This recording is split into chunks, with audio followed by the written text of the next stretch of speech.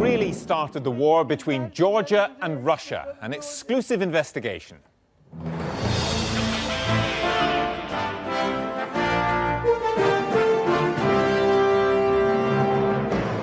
Tonight, first-hand accounts of Georgian aggression against its own civilians in the conflict that brought Europe to the edge of a new Cold War.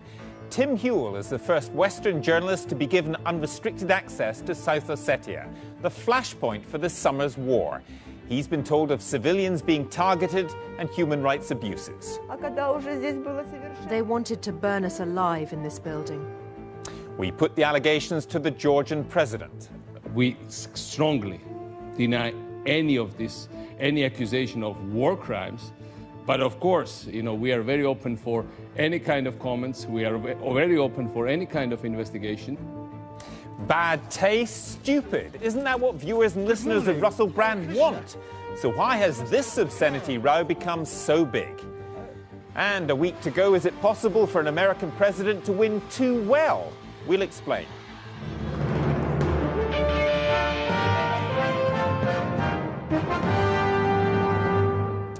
Good evening. We have a disturbing report from the flashpoint of this summer's war between Georgia and Russia, which led to talk of the revival of the Cold War. Georgia, which seeks NATO membership and boasts about its democracy, claimed that Russia planned and launched an attack. Moscow disputes this. Whatever the exact series of events, Newsnight's Tim Hewell is the first Western journalist to secure unfettered access to South Ossetia. He heard eyewitness accounts that Georgian troops engaged in human rights abuses, including shelling a sleeping city and deliberately bombarding undefended apartment blocks. We'll hear the Georgian side in a moment from the president himself. First, here's Tim's exclusive report from South Ossetia and its main town, Tskhinvali, in a region which some fear could start off World War III. Just before midnight, one Thursday in early August, a barrage of rockets and shells was unleashed on a small town in the Caucasus Mountains of Georgia. It came from the country's own government, determined to reconquer a rebel stronghold. But the rockets didn't just hit rebels. They hit many ordinary houses, including the one that was Taya Sitnik's home. This is what used to be our stairwell. We were hiding in the basement down here. Taya and her son Georgi rushed down here from her upstairs flat in Tskhinvali when the bombardment started at 11:30 on the night of the 7th of August.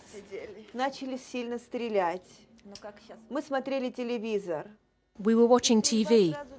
The firing started not from machine guns, but from heavy artillery. We sat here and thought it would finish, but it got ever stronger. There were loud shell explosions. You couldn't get out onto the street or upstairs. We thought that in the morning it would quieten down, but the firing didn't stop. On the morning of the second day, a fragment of a tank shell hit her son in the neck. He bled to death in her arms. This is where my son's blood was. The neighbours have cleared it up now. They wanted to burn us alive in this building.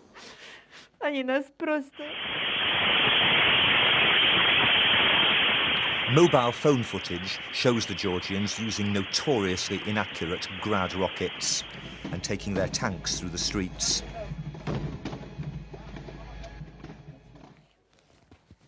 This is what the tanks did to Taya's building. 2 of them, she says, fired into every floor from just yards away. Her flat, less damaged than many, is now a memorial to her only son. Georgi was just 21.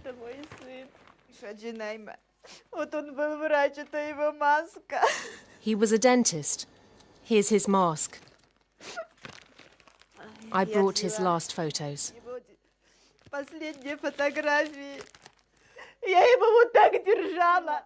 I held him in my arms. I closed my son's eyes.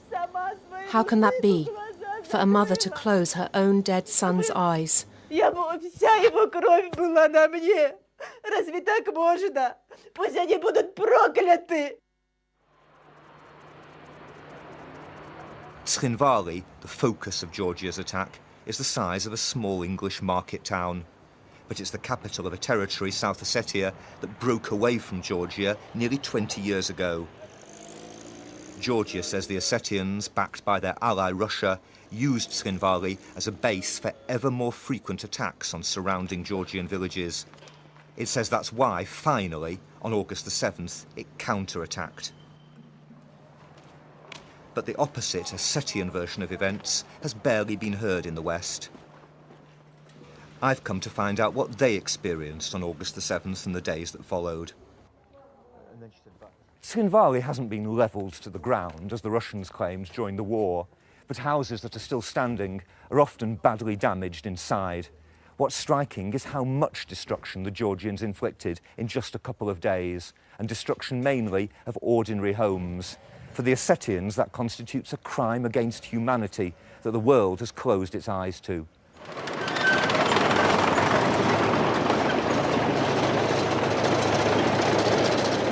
The world concentrated instead on what happened next, the invasion of South Ossetia and other parts of Georgia by the Ossetians' mighty allies, the Russians. The West was outraged. There was a tit for tat. I think the Georgian action was reckless. I think the Russian response was disproportionate and wrong. And that is the series of events that have landed us where we are. The rights and the wrongs, both, of each side's actions need to be investigated, but they mustn't occlude the fact that a neighbour with 800,000 people in uniform then invaded a sovereign country that's recognised as part of the United Nations. In Gori, a Georgian town outside South Ossetia, the Russians occupied what was a brand new military base, newly equipped to NATO standards.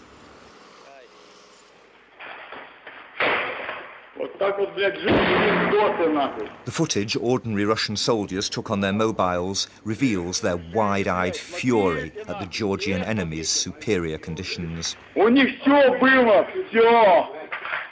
Охуенные кровати, блядь. Охуенная казарма с пластиковыми окнами, блядь. Как мы, блядь. Russia deliberately trashed this base to weaken Georgia militarily and to punish the country for its growing ties with NATO. And indeed, Georgians believe that it was to accomplish those objectives that Russia started the whole war in the first place. So who was to blame for the outbreak of war? In the Georgian capital, Tbilisi, they say they can prove it was the Russians. And Huel, name's Sturdy and Huel. Sturdy and Huel.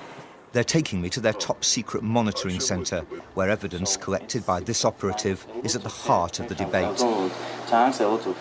It's the tape of a phone call between two Ossetian border guards, apparently confirming that Russia began the war.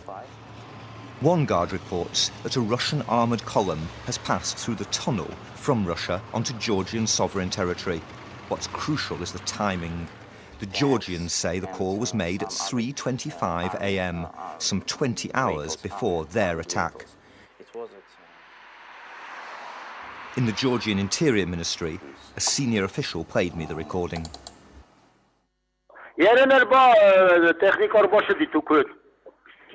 Tehnikodar maodandar. Yerel erž bokhostustula.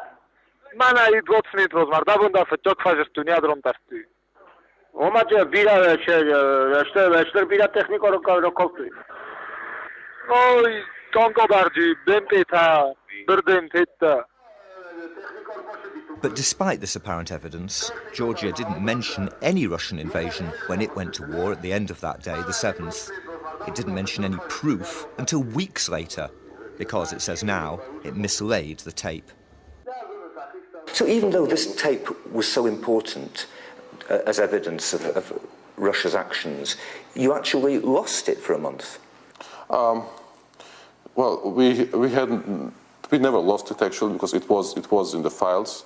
But we had about 6,000 intercepts of the same kind. But this was crucial. This was crucial. So even one so important to your case, you didn't keep it separately? No, and that was a mistake. Russia's foreign minister, Sergei Lavrov, isn't convinced. This tape is nonsense and it is a lie.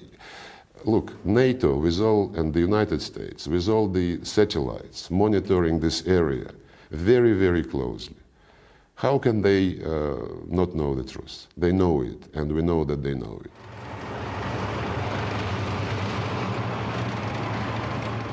Russia claims its army first crossed the border at the Rocky Tunnel on August the 8th, the day after the Georgian attack on Tskhinvali. I arrived by the same route, the first Western journalist since the war to be given unrestricted access to South Ossetia. If Georgia were right about the timing, Russian troops would have poured down this road from the 7th of August onwards.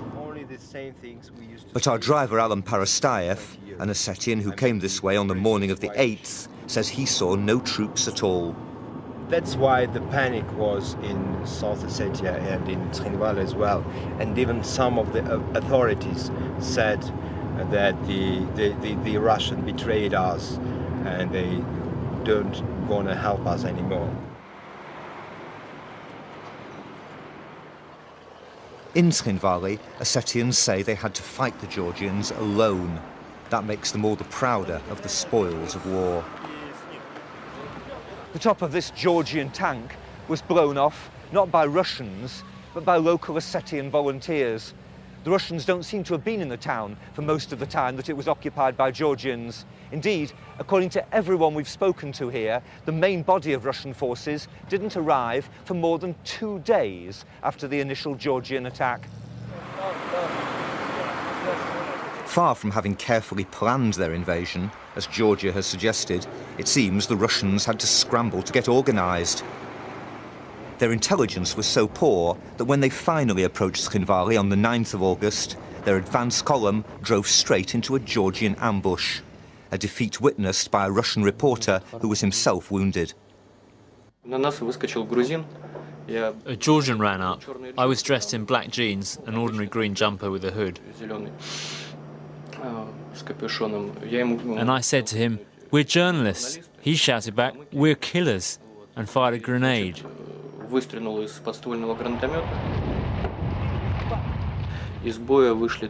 Only 5 armoured vehicles got away. The rest of the column was wiped out, and there were a lot of wounded, including the army commander, General Khrulyov. From a military point of view, the commander of an army has no business in an advance column coming to storm a town. But journalists weren't the only non-military target hit that day. It's alleged that the Georgians continued firing, intentionally or not, on ordinary civilians.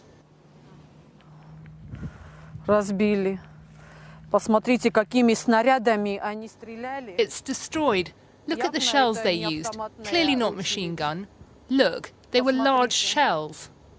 Видите, от какого крупнокалиберного они стреляли. This was Marina Kochyeva's car. She alleges it was hit repeatedly by Georgian tank fire as she tried to flee Tskhinvali on the night of August the 9th. They crashed into a ditch, but the firing didn't stop. My fellow passenger covered me with his body and he was hit. If he hadn't been hit, the bullet would have been for me. You were driving fast and it was night time. Maybe they simply thought that you were fighters. Знаете, как я хочу сказать, боевики идут туда, Fighters go towards the fighting, and we were escaping. They knew that this road is a bypass and leads to the north. So they were lying in wait for people like me, people who were frightened, who were weak, who were fleeing the fighting. They didn't allow us that. Only thanks to God's help did we survive. But lots died on this road. Ossetians wounded in the war were patched up in a makeshift underground hospital. The international investigative organisation Human Rights Watch now accuses Georgia of indiscriminate use of force in Tskhinvali, a violation of the Geneva Conventions. It believes it may also be guilty of deliberate targeting of civilians, a serious war crime. What does Georgia's ally, Britain, think of that? On my visit to Tbilisi, of course I raised, at the highest level in Georgia, the questions that have been asked and raised about war crimes and other military actions by the Georgian authorities. Russia puts it very simply. It says Georgia attacked a sleeping town. Well, Georgia was attacked by people in that town of Tskhinvali, and that is the tit for tat that I have talked about from the beginning. There is another side to the story, and this is it. The wholesale destruction after the war of ethnic Georgian villages inside South Ossetia by Ossetian militia.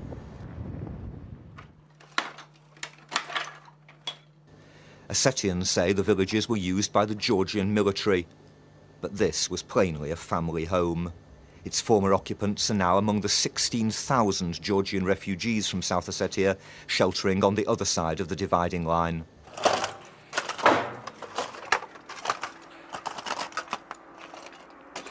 It's hard to believe that the Georgian family who lived here will ever be allowed to return. The destruction of this house and hundreds of others is a deliberate act of ethnic cleansing. In Tskhinvali, I met one of the perpetrators. It was not cleansing. There wasn't any genocide of the Georgian people. No one was killed. They were given a corridor so that they could calmly get out of there. When they'd left their villages, their houses were burned so they didn't return. It's enough just to set light to the curtains and the whole house will flare up. If you ever want to burn someone's house, that's my advice. Simply set light to the curtains and that's enough. By the time those houses were burned, Russian troops had finally arrived in force, driving the Georgians out of South Ossetia. But the Russians failed to prevent the willful destruction of civilian property. No, this is not ethnic cleansing. This was also the area of the war. The Georgians, when I say that the Georgians were moving their artillery and tanks closer to Tskhinval, this also included the Georgian enclaves inside South Ossetia, where they secretly organized strongholds. But we've talked, for example, to Ossetian militiamen who talked about how they burnt and destroyed those houses after the immediate conflict. Shouldn't Russia somehow have prevented that from happening?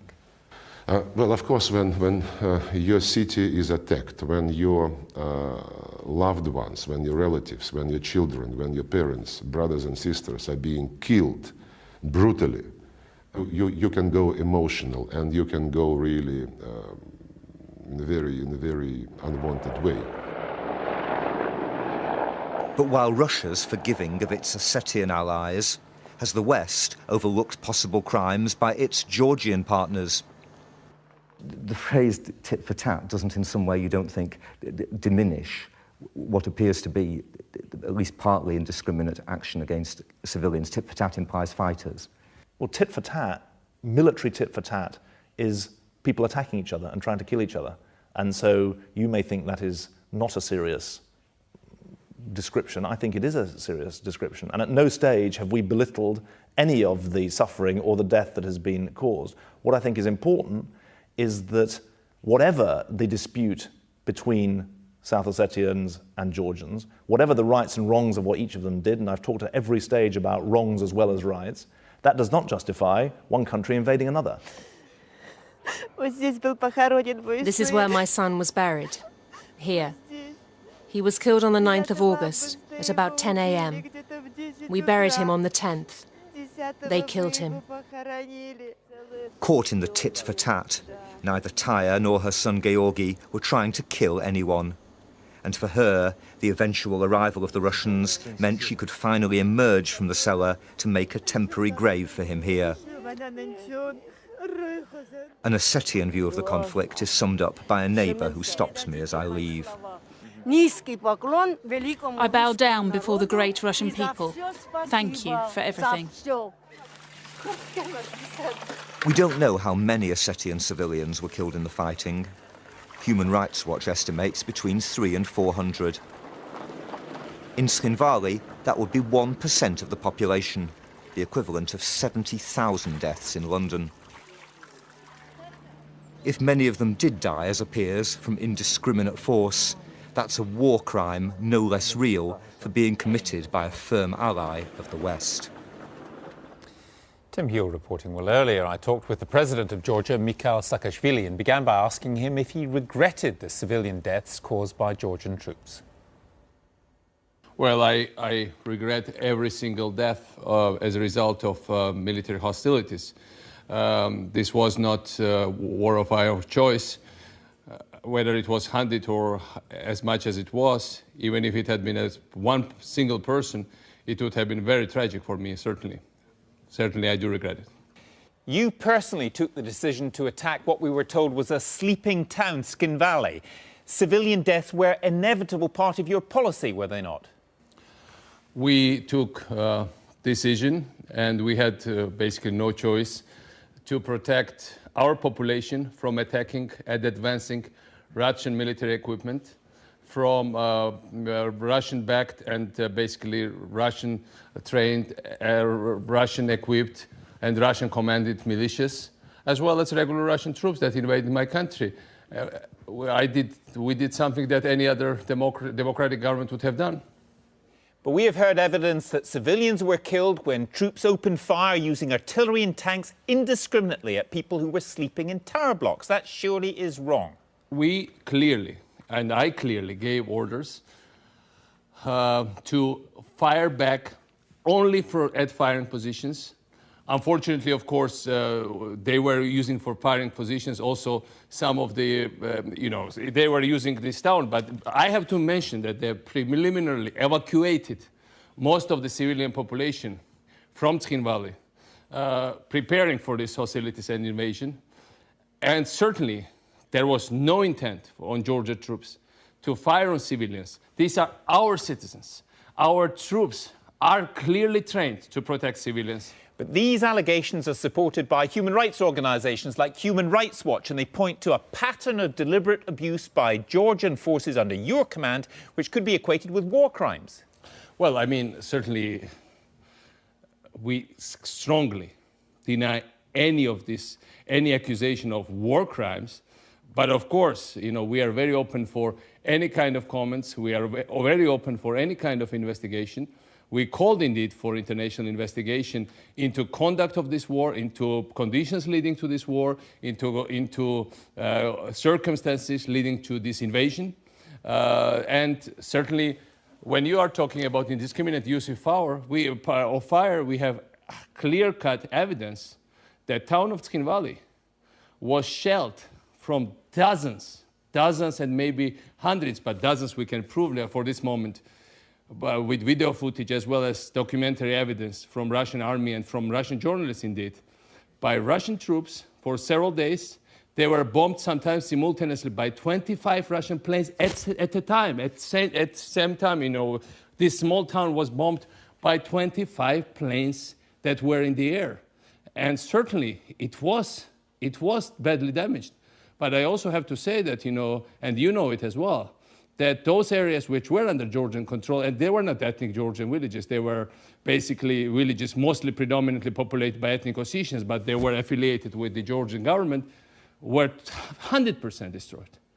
So, there were certainly war crimes committed, certainly not by us, but certainly we want, and we demand the investigation of that war crimes. We demand that people who are responsible for those war crimes are brought to international justice, and we demand that all these circumstances are clarified so that we can defeat the incredible Orwellian machine of disinformation that was put into action from the very first second of these military hostilities, of this invasion, as well, or for the months and the years before leading to this invasion. But are you worried that this will change the way in which the world sees you, not simply as a victim of Russian aggression, but as Georgian army attacking civilians? It changes the way the world will look on Georgia. More truth comes out. So far, more our case gets strengthened. And, initially, it wasn't that clear-cut, because Russians have prepared their case. Initially, Russia spoke about 2,000 people killed by Georgians. It was totally clearly repudiated by all the evidence on the ground. They talked about genocide. Clearly, it's not true, and everybody understands it now. They spoke about Georgian starting this war, and in fact, now we have hardcore evidence, clear evidence that Russians invaded not only a few days before it started, but they've been there for months and years and provoking and initiating hostilities before that, committing clear illegal acts. So, you know, we have interest in having transparency. Finally, Mr. President, the British Foreign Secretary David Miliband tells us that he's raised the alleged war crimes issue at the highest level in Tbilisi. What are you going to do about it? Well, we raised it with him as well. And we certainly want, we told the European Union we want serious, impartial international investigation. We want very serious look at it by international judicial bodies. Indeed, we brought the case to the Hague International Court of Justice, and we obtained injunction on Russia to stop the policy of ethnic cleansing. Russia has just thrown out 35,000 people from there, and not ethnic Georgians. You know, most of them are predominantly ethnically Ossetian. Ethnic Ossetians from the areas which we controlled previously fled from the Russians because they regard them as occupiers. But we also want to bring the case to International Criminal Court. We are very serious about it, and we will pursue it till the end, and we have nothing to hide. We are very open. President Saakashvili, thank you very much. Thank you so much, sir. Now, if you're fans of Russell, who really started the war between Georgia and Russia? An exclusive investigation.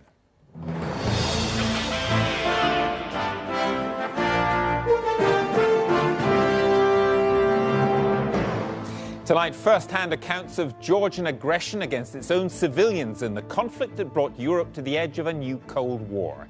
Tim Hewell is the first Western journalist to be given unrestricted access to South Ossetia, the flashpoint for this summer's war. He's been told of civilians being targeted and human rights abuses. They wanted to burn us alive in this building. We put the allegations. This is what used to be our stairwell. We were hiding in the basement down here. Taya and her son Georgi rushed down here from her upstairs flat in Tskhinvali when the bombardment started at 11:30 on the night of the 7th of August.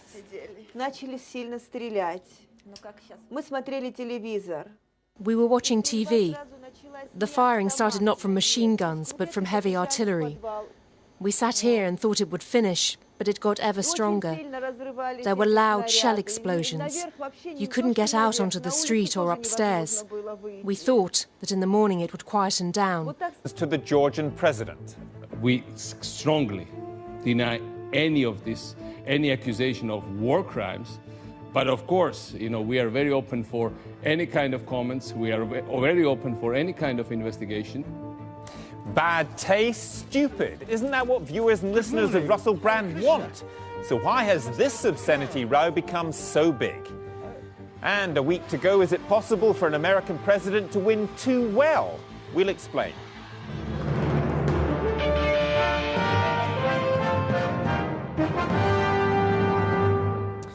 Good evening. We have a disturbing report from the flashpoint of this summer's war between Georgia and Russia, which led to talk of the revival of the Cold War.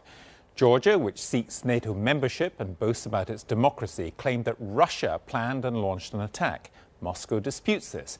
Whatever the exact series of events, Newsnight's Tim Hewell is the first Western journalist to secure unfettered access to South Ossetia. He heard eyewitness accounts that Georgian troops engaged in human rights abuses, including shelling a sleeping city and deliberately bombarding undefended apartment blocks. We'll hear the Georgian side in a moment from the president himself. First, here's Tim's exclusive report from South Ossetia and its main town, Tskhinvali, in a region which some fear could start off World War III. Just before midnight, one Thursday in early August, a barrage of rockets and shells was unleashed on a small town in the Caucasus Mountains of Georgia. It came from the country's own government, determined to reconquer a rebel stronghold. But the rockets didn't just hit rebels. They hit many ordinary houses, including the one that was Taya Sitnik's home.